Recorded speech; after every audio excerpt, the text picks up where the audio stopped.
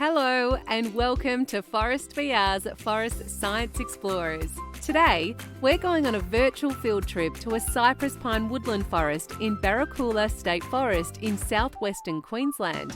We're going to meet Nathan. He's a forest scientist called a forester, and it's his job to manage these forests so they stay healthy for the plants and animals that live here, for people to enjoy, and to help produce the timber we love to build our homes, flooring and furniture with. Come with us now as we look for clues to discover how this forest has adapted to grow in this part of Australia and how the science behind these adaptations helps foresters like Nathan manage them for us to enjoy today and in the future. And don't forget to look up and down and all around to help us find all the clues. Are you ready? Let's go. G'day forest science learners. My name's Nathan and welcome to the native softwood forest in sunny southwestern Queensland. This particular forest is a white Cypress pine forest. That's this tree here. It's the most common tree found in temperate and semi-arid forests of eastern Australia. This is an adult tree, this one here, and he is, I'm going to measure him, 28 centimetres through. If you look behind you, you'll see a baby cypress pine. Looking around the forest, you'll see other types of trees, but it's mostly cypress pine in these areas. If you look over the back, you'll notice a large eucalypt, who's the tallest tree in the forest typically in these areas. Cypress pine's an extremely durable tree, and it survives in areas with very variable rainfall, which varies from month to month and year to year. Come with me and we'll go for a walk through the forest together. Oh, here we go. A cool fact about cypress pine is this resin, which was valued by Aboriginal communities for its ability to bind tools and implements, and also they used it for medicine. Cypress pine wood was used to build oars, and also its bark was used to treat broken bones. Let's look for clues. The first and most important clue can be found when we look down at the soil. Can you see the bare ground and the sandy soil? This water draining soil type gives us a clue that cypress pine trees have needed to adapt to low soil moisture. They have done this typically having shallow and spreading root systems. These roots, found near the surface, help the trees to pick up all the available moisture from any rain.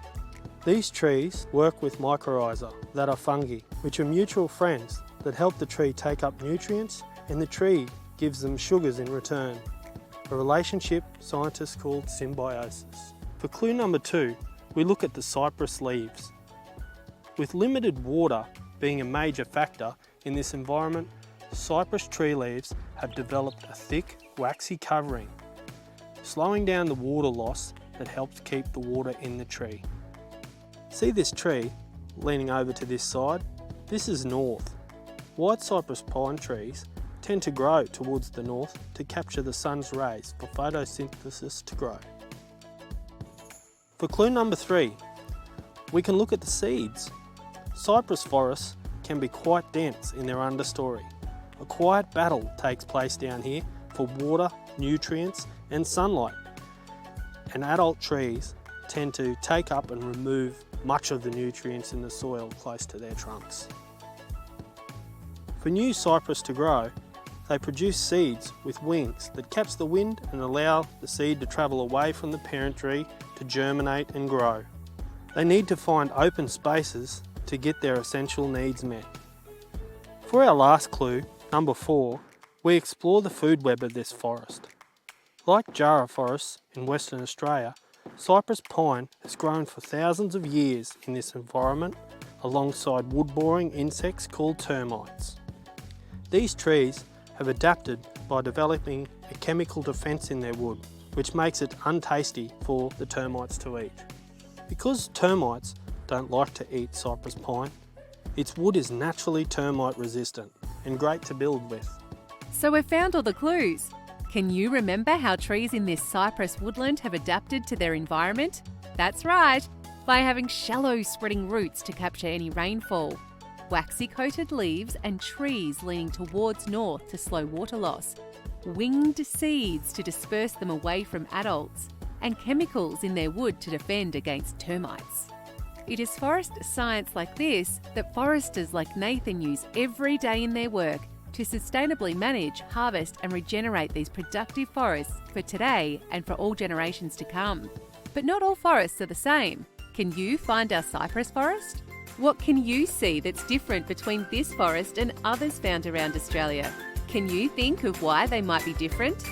That's right, because they grow in different environments and have adapted in different ways. So come and join us to explore other Australian forests and meet more forester friends and keep on exploring.